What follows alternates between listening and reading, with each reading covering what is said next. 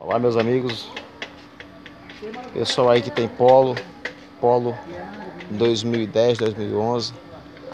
Rapaz, eu tava aí um problema no carro aqui, uma batida aqui lá do motorista, entendeu? E eu fui na oficina, eu cheguei lá, tava faltando esse parafusinho aqui, ó, entendeu? Aí eu falei pro cara da oficina lá e disse que não tinha nenhum problema, porque os parafusos da roda aqui, aperta esse disco aqui. Eu falei que não, mas eu não quis questionar. Aí o cara, com a batida aqui, aí o cara veio aqui e disse que era aqui a lona de freio, botou esses calços aqui, ó. Botou esses calços aqui de fita isolante. Amenizou um pouquinho, mas a batida continuou no buraco. Aí ele disse que seria aqui a minha beleta também, mas não tem folga nenhuma, beleta, tá tudo beleza.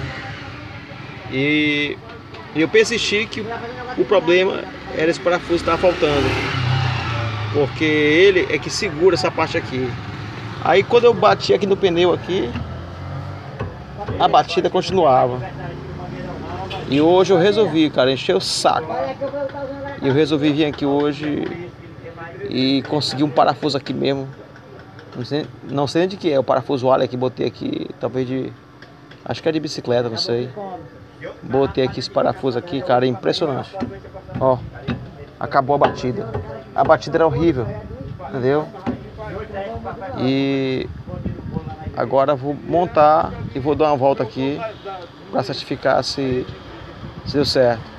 Então assim, amigão, você que tem um Polo aí e tá batendo aqui no disco, verifique se esse parafuso existe aqui ainda, que eles têm mania, o pessoal vai trocar aqui algum rolamento, alguma coisa do Polo, e acaba estarrachando esse parafuso aqui, cara, e eles não repõem. Aí eles acreditam que o parafuso daqui das rodas aperta o disco, mas na realidade não aperta, ele fica folgado, cara. Eu tive essa experiência aqui, ó, não bate nada, ó. Mas anterior, sem isso aqui, meu irmão, é um barulho terrível. Parece que vai acabar o carro.